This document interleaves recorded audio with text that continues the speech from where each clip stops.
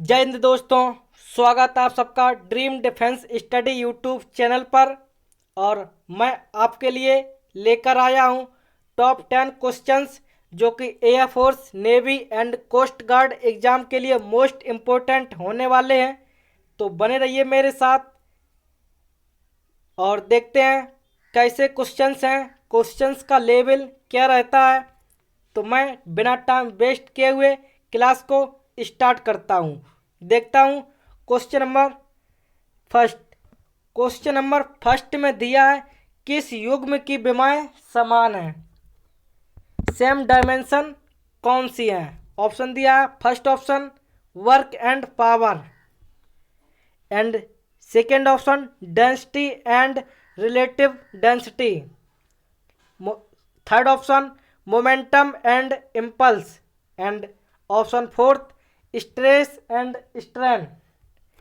तो अगर same dimension की बात करें तो आपने पढ़ा होगा आवेग संवेग प्रमेय, आवेग संवेग प्रमेय। ऑप्शन नंबर आपका सी करेक्ट आंसर होगा। अगर डायमेंशन निकालना चाहें संवेग की तो आपको पता होगा एमबी से निकालेंगे, और आवेग आवेग बराबर होता है एफ इंटू टी, यानी बल इंटू समय। बल की डायमेंशन आवेग आई अगर प्रदर्शित कर दे, आई बराबर एफ इंटू टी। एफ होती है M L T minus two into T.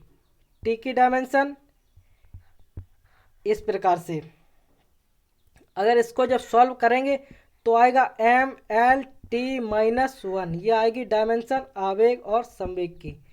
Clear हुई? तो बढ़ते हैं नेक्स्ट क्वेश्चन की ओर। सेकेंड नंबर देखते हैं।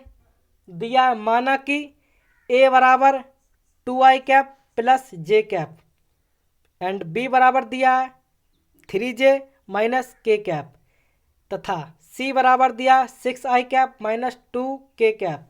तो ए माइनस 2b प्लस 3c का मान होगा। अगर मान निकालना हमें तो पहले ए लिखेंगे। ए का मान दिया है 2i cap plus J cap, and minus लगा के बी में करेंगे 2 से मल्टीप्लाई, तो 2 दूनी दुत्ती 6j, and minus minus plus होगा। जब दो से गुणा करेंगे तो आएगा 2k, एंड प्लस 3।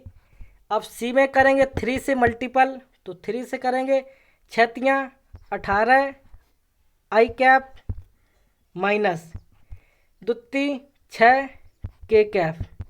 जब इसको सॉल्व करेंगे, एक आई ये है और एक आई ये है, कितने आई 20i। अब देखते हैं जे वाला, एक प्लस का जे और माइनस का 6j कैंसिल करेंगे तो कितना आएगा माइनस का 5j, माइनस का 5j। आगे देखते हैं के की वैल्यू, प्लस का 2k ये है और माइनस का 6k ये है, कैंसिल होगा माइनस होगा तो आएगा माइनस का 4k कैप। क्लियर हुआ ये क्वेश्चन आपको? तो आपका जो आया 20i cap minus 5j cap minus 4k cap. Option number आपका बी इस क्वेश्चन का करेक्ट आंसर होगा। क्लियर हुआ? देखते हैं नेक्स्ट क्वेश्चन। क्वेश्चन नंबर 3 में पूछा है गैस के मुक्त प्रसार हेतु निम्न में से क्या सत्य है। बताइए, आप लोग आंसर कमेंट कर दीजिए, इसका कौन सा ऑप्शन करेक्ट होगा। गैस के मुक्त प्रसार हेतु आंसर कमेंट कीजिए दोस्तों, और फिर देखते हैं इसका कॉन्सेप्ट। क्यू बराबर, जब पहला ऑप्शन तो आपका गलत हो गया क्योंकि आपने फर्स्ट लॉ पढ़ा होगा, ऊष्मागतिकी का प्रथम नियम आपने पढ़ा होगा, del Q equal to del U plus del W, यह ऊष्मागतिकी का प्रथम नियम। यदि क्यू को जीरो करेंगे, क्यू को मैंने जीरो कर दिया जैसे इसमें दिया है, क्यू को जीरो करेंगे तो आंतरिक ऊर्जा नेगेटिव आएगी। फर्स्ट ऑप्शन हो गया गलत। अगर बात करें ऑप्शन नंबर बी की, Q बराबर 0 करेंगे तो आंतरिक ऊर्जा -W होगी। ऑप्शन नंबर बी आपका बिल्कुल राइट है। ऑप्शन नंबर आपका बी बिल्कुल करेक्ट आंसर है। कैसे? यदि हम Q का मान 0 रख दें, इसमें Q बराबर 0 रखेंगे, आएगा del U plus del W। जब हमें डेल U निकालेंगे तो इसको अगली साइड ले जाएंगे तो आएगा माइनस का डेल W बोल दो या ओनली W बोल दो। क्लियर हुआ? ये क्वेश्चन आपको क्लियर हुआ? तो ऑप्शन नंबर आपका बी करेक्ट आंसर हो गया। बढ़ते हैं अगले क्वेश्चन की ओर। दिया है, द्रव से भरे हुए किसी बंद पाइप में एक छेद द्वारा वायु प्रवाहित की जाती है, तब दाब। आप लोग आंसर कमेंट कीजिए, इसका कौन सा ऑप्शन करेक्ट होगा। और फिर देखते हैं, आपने पढ़ा होगा पास्कल लॉ। पास्कल लॉ में जो दाब लगता है वो सभी दिशाओं में सेम दाब लगता है। जैसे ये है मेन पॉइंट, इस पर इस डायरेक्शन में भी उतना ही दाब होगा और इस डायरेक्शन में उतना दाब और उतना ही दाब इस डायरेक्शन में, यानी सभी दिशाओं में सेम दाब लगता है। क्लियर हुआ? तो आपका ऑप्शन आएगा सभी दिशाओं में, फर्स्ट ऑप्शन सभी दिशाओं में बढ़ता है। क्लियर? यानी जिस या घटेगा या बढ़ेगा, सभी दिशाओं में वो एक समान होता है। नेक्स्ट 5th नंबर दिया है, जब कोई वस्तु स्थिर होती है तब, यदि कोई वस्तु रेस्ट में है तो क्या होगा। फर्स्ट ऑप्शन, उस पर कोई बल कार्य नहीं करता है, हो सकता है, लेकिन आगे देखते हैं। वस्तु पर लगने वाले बल उसे स्पर्श नहीं करते हैं, कोई लॉजिक नहीं इसका। एंड थर्ड ऑप्शन, वस्तु पर लगने वाले बल एक दूसरे को संतुलित कर देते हैं। ये बिल्कुल ऑप्शन सी आपका बिल्कुल करेक्ट है। अब फर्स्ट ऑप्शन भी हो गया गलत। क्यों? क्योंकि मान लो ये वस्तु है, ये रेस्ट में है। ये रेस्ट में कब होगी? जब इस पर जितने भी फोर्स लग रहे हैं वो संतुलन की स्थिति में है। मान लो 5 न्यूटन का फोर्स इस डायरेक्शन में लग रहा है और 5 न्यूटन का फोर्स मैंने इस डायरेक्शन में लगा दिया, 5 न्यूटन। तो यानी जो फोर्स लग रहा है वो सेम यानी अपोजिट डायरेक्शन है, लेकिन जो फोर्स है वो इक्वल है, इसीलिए तब भी वस्तु रेस्ट में रहेगी, स्थिर रहेगी। क्लियर हुआ? बढ़ते हैं नेक्स्ट क्वेश्चन। 6 नंबर दिया, 2 आवेश प्लस का 1 माइक्रोकूलम तथा प्लस का 5 माइक्रोकूलम एक दूसरे से कुछ दूरी पर स्थित हैं, उन पर लगने वाले बलों का अनुपात होगा। बलों का रेशियो, फोर्स ऑफ रेशियो पूछा है। तो आपने एक फॉर्मूला पढ़ा होगा, F बराबर K/Q1 Q2 अपॉन R²। इसमें दूरी सेम है, दूरी क्या है? कांस्टेंट है, तो F के कांस्टेंट होता ही है, तो F प्रोपोर्शनल आया Q1 Q2।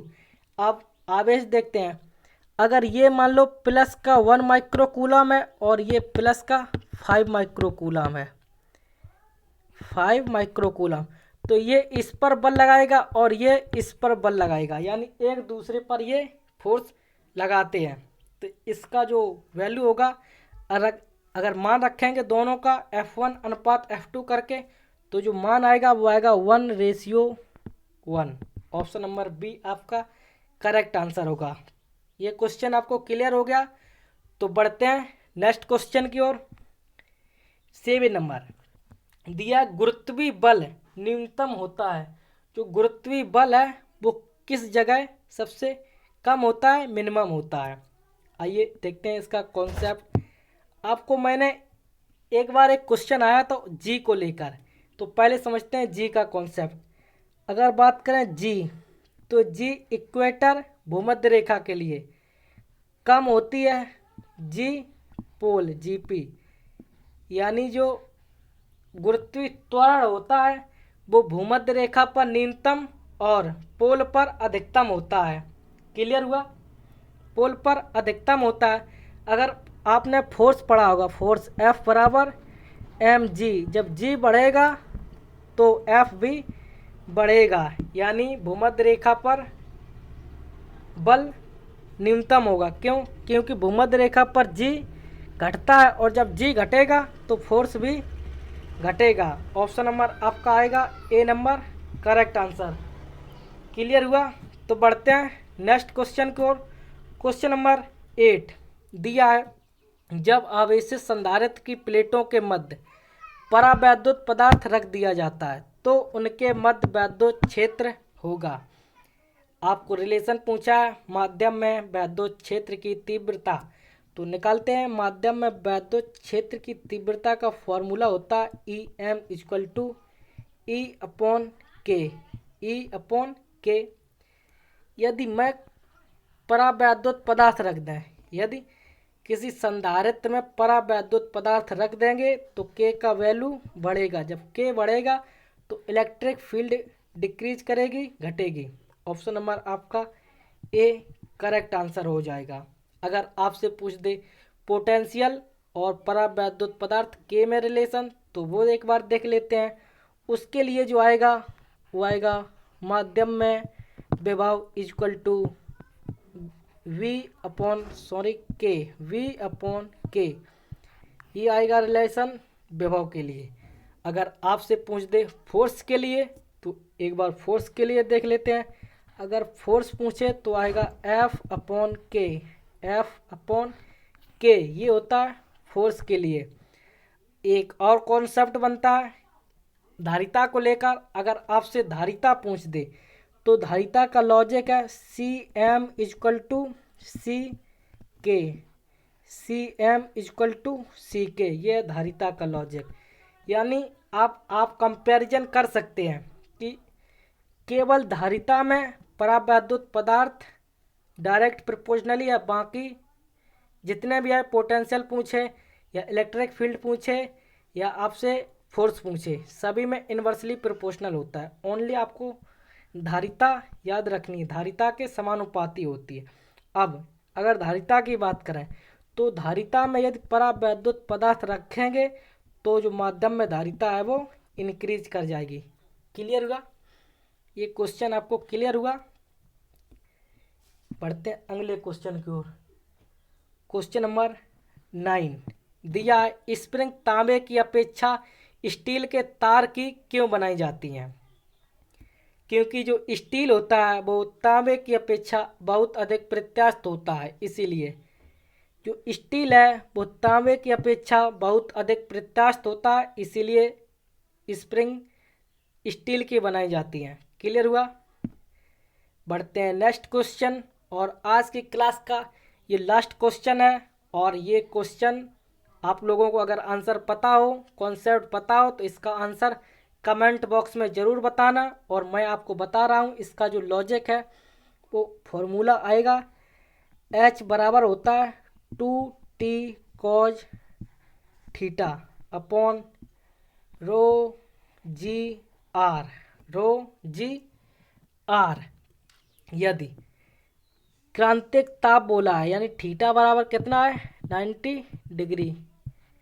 थीटा बराबर 90 डिग्री। और यदि पृष्ठ तनाव ये रहा और थीटा ये रहा, इन दोनों में रिलेशन निकालेंगे तो ये आएगा एक दूसरे के इन्वर्सली प्रोपोर्शनल होता है upon cos theta. Cos theta का मान 90 डिग्री, कॉज 90 डिग्री अंश का मान 0, कॉज 90 डिग्री का मान 0। जब 1/0 किसी संख्या में 0 का भाग देंगे तो वो आता है इन्फिनाइट। क्या आता है? इन्फिनाइट। आपका ऑप्शन आएगा बी नंबर करेक्ट आंसर।